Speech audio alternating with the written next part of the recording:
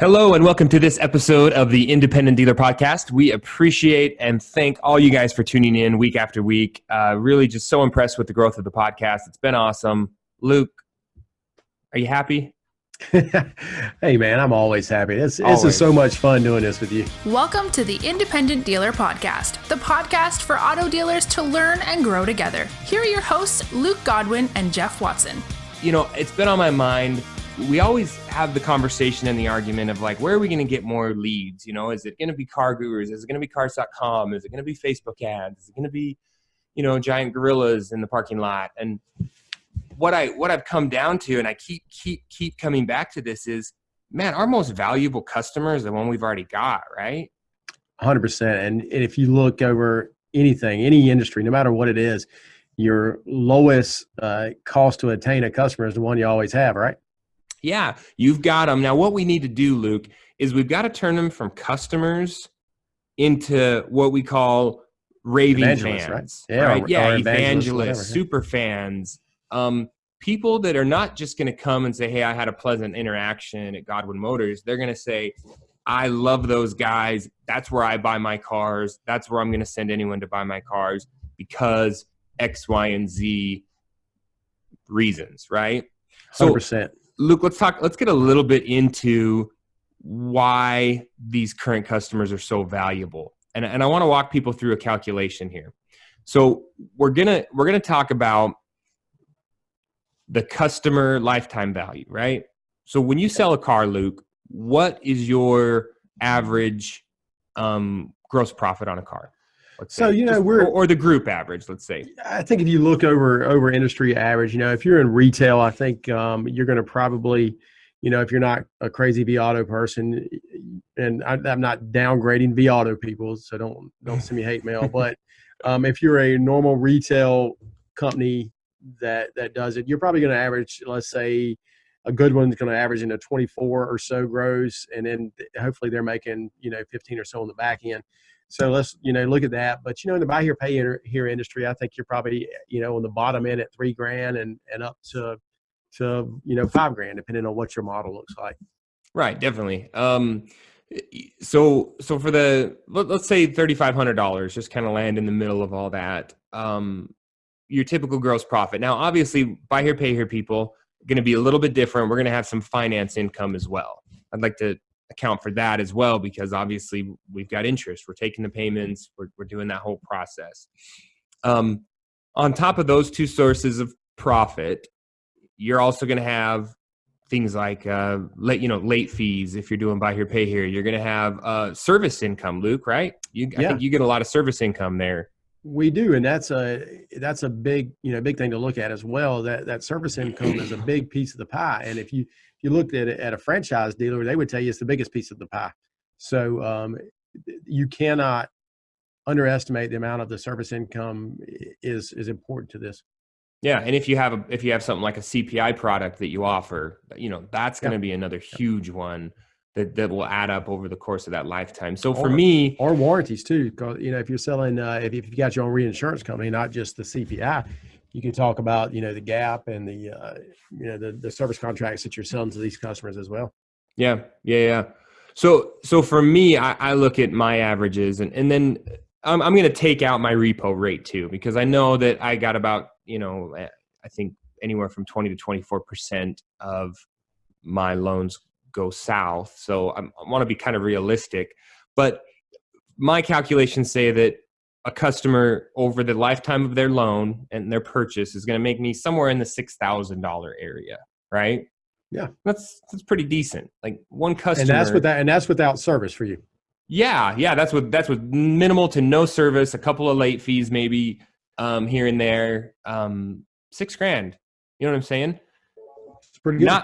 Not bad. Where this really gets interesting though, Luke, if I have a raving fan, if I have a super fan, how many cars am I going to sell that person?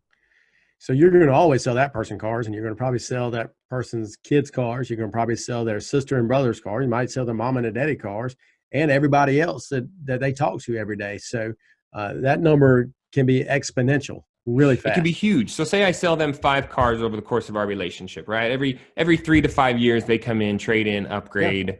So for the next 20 to 25 years, I'm selling this one person cars. Let's just focus on the one person. I'm making about 30 grand, right? Over our relationship. Sure. And like you said, Luke, what happens now if they're sending me only one or two people a year, their friends and family? I mean, that's small. If you've got a super fan, they're going to send you a lot more business. But if they're only sending me two people a year, that's an additional 60 grand because I'm making about the same on them as I would on their friends, right? Oh yeah. So between that customer and the two that they sent me, I'm making another 60 grand on them. It adds up fast, Jeff.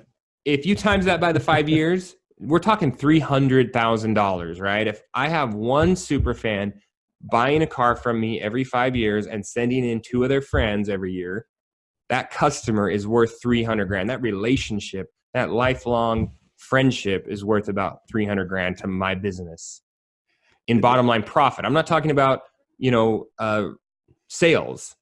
I'm talking about gross profit. That is a big number, and it's not an unreal number. No, a very conservative. So, Luke, why and how do we get these people from being just customers and just, hey, Four Seasons, it's a great place to go. I like them. The people are friendly. To this is the only place I'm going to buy a car, and this is where I'm going to send all my friends and family.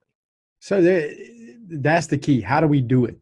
And so it's all about wowing that customer, is my opinion.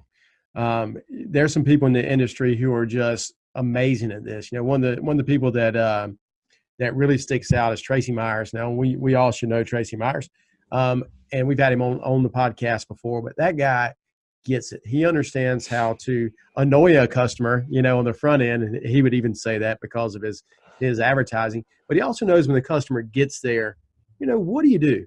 What do you do? Now, I think we try to wow our customers with experience. We don't go through the process at the time of the sale. I mean, I think we wow them, but we make sure that we continue to give them top level experience over and over and over again. And we encourage reviews, right? We want to make sure that customer is getting on Facebook or getting on Google and putting that review out there. Just yesterday, I'll share this with you because it was, a great experience. But looking back and what my sales staff did, we had a person who went on to Facebook and said, and gave us a recommendation, which was great. You just called it the Facebook. Oh, well, I say stupid things. I call Instagram InstaFace, and I really get people laughing at that. And then Snapchat. He's really old. He's really old. He remembers when it used to be called the Facebook. Yeah, and I call it Snapface and all these things. So, anyway. Okay, so this person went on the Facebook, on the Facebook, on the interwebs, and she explained, I mean, seriously, she wrote a freaking paragraph, right? Telling how great of a time she had. Well, that's all well and good, but this is what's better. We've had two of these super fans comment off that. So the first one goes, "Amen, well said about my sales staff person," right? Mm-hmm. Then the other one, who I've sold a couple cars to, it looks like, I remember her name. "Love me some Godwin Motors. I'm getting my next car from them." That's what you got to have, right? Huge. So not only did the person we sold a car to yesterday go on Facebook and recommend us. Now that's part of our sales process. We train our sales staff to do that, and we pay them to do it. Not only did she go out and put that, but you've got two super fans that not only liked it, they felt a need to comment on it. And as soon as that comment starts, that's where your super fan goes. Not only did a person write a review, but we had two people comment of how great we are. And man, that is how these super fans are developed, is encouraging this and getting people to not only lead the review, but to respond to reviews. Yeah. And these people, what they're doing is they're finding a common thread between them. And they may not know each other, and they may know each other. No chance they do. People want to have connections. They want to have that community. I mean, think about any popular pop culture social thing. You rally around people that are like-minded, and it builds your confidence. When you get into some political conversation with like-minded people, you're building that connectivity. So when they're able to get in there and and either defend you because of their great experience, or even better, when they can build upon other people's great experience, it endears them, it connects them to you, it creates a stronger fan. You know what's funny is I didn't even think about the part where people defend you. I remember about 2 years ago, I had we had something go wild with a diesel truck we sold, and the customer videoed it. It had an injector went bad, and videoed it going bad and tagged us, and then as soon as that happened, I had these super fans getting on Facebook going, "Oh, well, did you call them? Because I'm sure they're going to take care of you." And and the guy's like, "Oh, well, I should have reached out to them. I just already had it fixed." And I go, "Well, you should have called them because they're the best." And so getting that customer evangelism and getting those super fans not only means that you're going to get more customers from that customer, but you're also going to get that backup when you need it. Mm-hmm. So a couple of ideas and things that I've seen or that we've tried here is, like Luke said, having them leave that review at the time of sale. It lets them put it out there, Yep.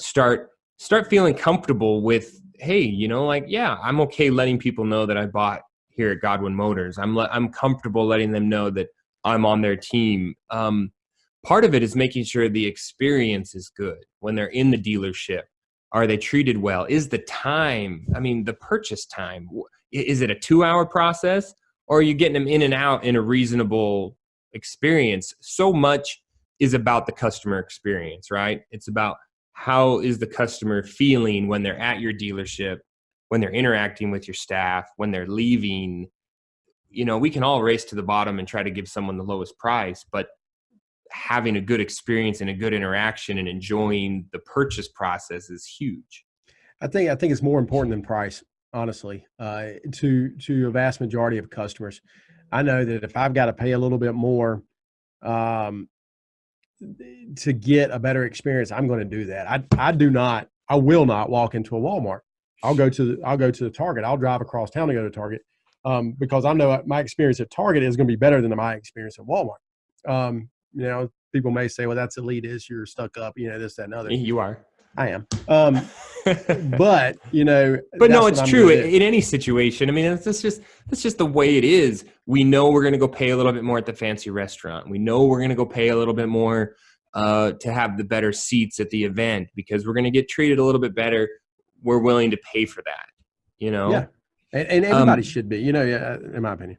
And that's probably the biggest, or some of the concern with the race to the bottom or trying to be the best price on Car Gurus is you've got to be careful that you're not shooting yourself in the foot.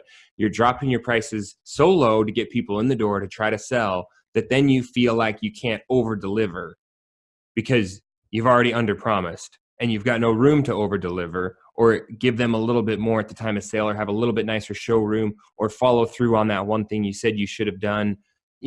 It just doesn't leave you any room to what they say, surprise and delight, I love that. A little bit extra, a little bit different, Yeah. Step up, be out of the box, be a little bit more of a fun thing. I've talked to my salesman before about this, but if instead of spending the money that we spend on advertising, which I think we run around $300 to $500, depending on the channel to get a customer in the door, right? Or get a sale, let's say. Yep. If instead of spending that, we took that, say $300, and my salesman had the ability to spend that money on the customer after the time of sale on something unique to them. Like, your kid said that they played soccer. Here's this Pele jersey that I found. I hope he enjoys it. Or, I know that you're really into motorcycles. I saw this, set of saddlebags that I thought would be cool for you. And you just send it to them. Or even just a thank you card with a gift certificate to their favorite restaurant after the time of sale with a handwritten note. Takes you about 10 minutes. It's part of our sales process. Part of our sales process is 15 days after the car is sold, you write a handwritten thank you note. And it's important. Some people may say, well, we do something different. That's fine. But you do need to do something. You need a follow-up. And what you said, talking about, doing something that you promised the customer, it goes back delivering what the customer expects. If you said you were going to do something, make sure you do it. The worst type of customer and the one that you're never going to get to evangelize for you is someone who feels like they didn't get something they were promised, right? Oh yeah, yeah, yeah. I mean, everyone says a good deal. What's a good deal? We all know a good deal isn't the lowest price, right? Sure. You know, And a that's good deal is getting it from someone you trust, on someone that's going to follow through and have integrity and do what they said they were going to do. for sure. And that's the art of attentiveness. Let me get this out. Artful attentiveness that you give to your customer as what you're talking about. Hey, I know you like to go to a football game. Well, here's 2 football tickets. We've got leftovers. Here you go. Whatever it is that you do, make sure that you deliver that to your customer. Because if you make time to deliver that to your customer, they're going to deliver you something in return, probably 90% of the time. Yeah. Yeah. So true. And being able to go a little bit above and beyond, look at what you're doing now and say, hey, what can we do a little bit better? What can we do that would maybe delight them a little bit more? And what's so huge is being in a proximity with those customers. We need to be having, I look at buy here, pay here, and over the last 3 to 5 years, I see less and less of my customers because we push more towards ACH and automatic payments. So I'm not seeing them every 2 weeks to a month when they come in and make their payment. And I felt that over the last few years, where I only have a small handful of customers that I see regularly, that I even know their names. And I recognize people by name on the accounts, but if I ran into them at the grocery store, I wouldn't know who they were. They would look familiar, but I wouldn't know who they are because I don't have that repetition I used to. So we've got to create opportunities to be in front of them, to see them. And whether that's through customer appreciation parties, or better yet, even being involved in our community, right? Sponsoring local events, local sports. Being involved in their community. Yeah. And a lot of times, the owner of a buy here, pay here store and their customers, they don't typically cross paths in the community, honestly. And some may, but if you are making sure you're reaching out to their community and giving to their church calls or their baseball league, like you're talking about, or to the football program, or buying those Girl Scout cookies, or letting Girl Scouts come set up at your dealership to sell, whatever it is, and that's going to pay off huge dividends in the long term. Given to your cause is great, and you should do that. I'm not discouraging that, but you should also give to the people who give back to you. Mm-hmm. Yeah, be involved. That it just reminds me of that. I don't remember who posted it, but it was maybe a billboard that said something like, buy local because Carvana won't sponsor your kid's baseball team. Sure, and that's the way it goes. I know Dan Real up in Ohio. He's in a smaller market, but he dominates that with goodwill to customers. Doing the, sponsoring this and sponsoring that, and being in Rotary and being in this this thing. But every time, even dealers in smaller towns can dominate that, and it's huge. It just shows, it gives such goodwill to you and those super fans whose kids play those baseball games and who participate in swimming events or whatever. They're gonna come to you first because it's gonna be top of mind. Mm-hmm. Yeah, they're gonna see their name on the jersey or on the flyer, and I really think that having events where you can bring your super fans together, and I don't know what that is for your demographic or your interests, whether that's a barbecue or an annual car show or an annual trunk or treat like Luke does, or some of these events where you can invite your customer base, people that have purchased from you at any time in the past, but people that are going to show up and that want to interact with you and your sales staff face to face, and they want to interact with other super fans face to face. You need to create those connections inside of, the 10 feet comfort zone. You got to bring them into you. You've got to be there with them. That's how they're really going to connect with you and your dealership and your salespeople again, is to be in a proximity. I don't know, have a movie night, have a whatever the culture is in your neighborhood. Yeah, for sure. And that's huge. Let's just say, you're lucky enough to be in an area where you can have a big customer appreciation day. And if you're in a small enough town, if you have something like that, it could be a darn carnival, right? Mm-hmm. Our trunk or treat is, I think we're in our fourth year or fifth year we did it. And, we went from having a little small gathering to, we gave away 180 hot dogs the other day. I mean, that's huge. And the weather was horrible. It was raining. It was nasty. but everybody was coming out on a Tuesday And it wasn't afternoon. even on Halloween. So a Tuesday afternoon. So these are the things you can do to bring your customers together. They see each other. Oh, you're my cousin. I didn't know you bought cars. Oh, we love them. These are the type of things that once they know that someone else is doing business with you that they know and they like or respect, all of a sudden they're sitting around, let's say at a family reunion or something, and next thing you know, they're talking you up. So these are the things like you're talking about that bring the customers together that I think really can make a big difference in what you do.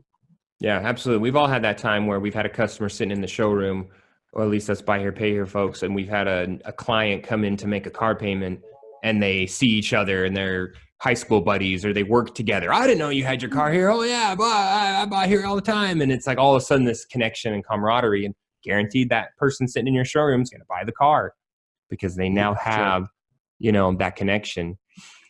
Any other Lukes we can do to create those super fans, those evangelism for our dealership? It's all about taking care of the customers. Take responsibility for issues that happen. Empower your employees to fix problems at the smallest level. Huge. Talk about that, Luke. So this is something I got out of reading Tasca's book, Ford Tasca. It's anyway, I can't remember the name right off the top of my head. But he was talking about make sure that if there's a problem with a customer's car, that is pretty simple, right? Let's just say one of your techs got in it to change the oil and it came back and it was dirty. And maybe he got a little bit of grease stain somewhere. Well, your porter shouldn't have to go ask somebody whether they can take that to the detail bay to take care of it. That person should take care of it. If you're changing someone's oil and you notice that it needs a new drain plug, well, throw the drain plug in there. Just these small things. Or if you see a customer that's in making a payment, I mean, this is huge. You see a customer in making a payment and you notice that their tire's low. Well, my porter or anybody that works here should say, hey, you got a low tire. Do you mind if I take that back to the shop and get it taken care of?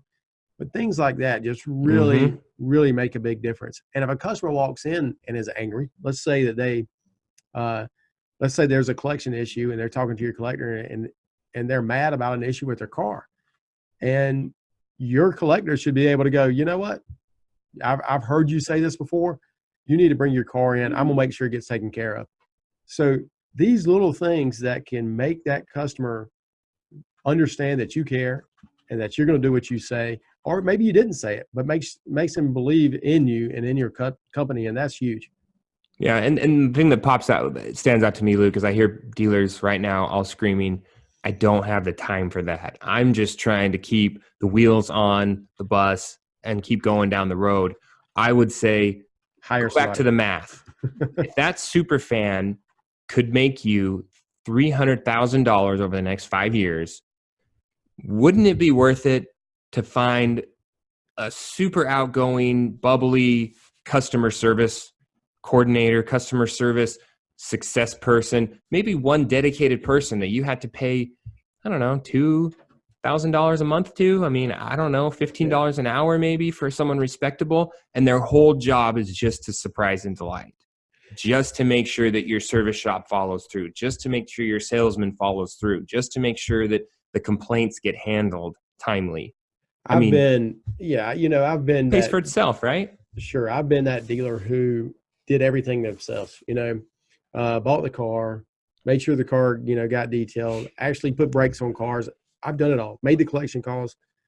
What happens in our business is you get to believing you can do everything and you're afraid to hire someone. But if you don't hire someone, you're losing out on a lot of things that you should be doing. Like you said, if you paid someone just a little bit to make sure that everything you told a customer got done, it'd pay for itself overnight. Yeah. Overnight. Yeah. You think that's an expense. You think that person would cost you money. No. Because if they convert one person to buy again, or if they convert one person to send in their friend, completely paid for. Oh yeah, for sure. Because that one person is going to tell another person and tell another person. So, I just want to go over a couple of examples. I looked up. I wanted to actually get in the weeds on this because we had this topic. You've been really wanting to talk about this. So I said, okay. So I'm just going to go over 4 customers that I just pulled up. Okay. And one thing, CRMs are so important. And I said this last week, but CRMs are so important. They can tell you all this information if you've got a good one. So I went into my CRM and I hit the loyalty button. And that loyalty button, now my service department's not tied into my CRM, but I hit that loyalty button. Then I went to my service department management system and pulled that up. One of my really good friends, he's bought 3 cars in 4 years and spent $86,000 in my dealership, right? Then he spent another $8,000 in the service department in that amount of time. That's a big number, right? Mm-hmm. I made pretty good money on him. I went to a customer who I know has bought a couple cars from me. And I hit the loyalty button. It says 2009. She spent $73,500 in my dealership, not including interest. Mm-hmm. She's a buy here, pay here purchase customer. price. This purchase price. Her original car, and I know she's bought cars from me before 2009. I just don't have those numbers. But her first car in 2009 was $9,500. The car I sold her this month was $15,000. So I moved her up from a $9,000 car to a $15,000 car in 10 years, right? Mm-hmm. That's 6 cars in 10 years. Jeez. That's a big number. 7 points free? No. And then I went to another customer who I know I've sold probably 20 cars over time, but I had information since 11 on him. 4 cars since 2011, $40,100, and that doesn't include interest. Yeah. So on those 4 cars and interest, you're probably looking at another, $4,500 per transaction. So that's another $16,000, $18,000. Man, that's a big number. Mm-hmm. You can't look at this, and that's not even counting the people they've sent me, right? Right. Oh, yeah. The last thing I thought was interesting was looking at a fleet customer in my service department and how important those people are. Yeah, that's huge. If you've got a service department, you need to be reaching out to local business owners, trying to get their fleet business. We started doing this company's work a year and a half ago. We've done $20,500 in service work, and this is really minor service work, okay? This is brakes, this is tires, this is oil changes. In filters. We really haven't done any more than that to any of his cars. $20,500. And luckily, because he takes cars and trucks out of his fleet, who gets the first option to buy them? Well, I do. Mm-hmm. I've bought 4 units that I normally wouldn't have bought. We've sold all 4 of those units and probably made around $12,000 before interest on those units. Mm-hmm. So think about ways to leverage the customers you have. Mm-hmm. You don't need to spend money to buy new customers. You need to take the ones you have and you need to leverage them. Yeah. It brings up a point. I don't need to beat this any longer, but we didn't even talk about the fact that they're trading in a car that now is paid for or paid off, or you're able to take it in at a better deal and turn that unit back around and sell it again. I mean, because if they're not loyal, they're not bringing their trade-in back to you. Yeah, for sure. Like the one I said who has bought 6 cars since 2009, she always trades a car in. She just gets tired. She just gets tired of cars. It's the dangest thing I've ever seen. I say, Miss and chances are she takes care of it. She takes care of it. I Hopefully. said, Miss such and such, you don't need to trade this car in. It's perfectly fine. I don't like it anymore. I'm like, well, okay, here we go. Let's do it again. So then I resell the car. So everybody listening, I hope you get into your CRM, look at those customers, see who your super fans are, calculate what they're making you, and then make a game plan of how to get more of them, how to foster those people, how to bring the people who are just customers, who just left you a good review, who just maybe had a good interaction. How do we create them into raving fans? And the ones who have purchased a lot that aren't, excited about it, reach out to them, find out why they aren't. Give them an incentive to work for you. Give them $100 per person. Give them a $20 gift card every time they deliver somebody to your front door, even if they buy or not. Do these things to to get the customer excited for you, because if you do that enough, it's going to pay off. Yeah, make sure you got a strong referral program.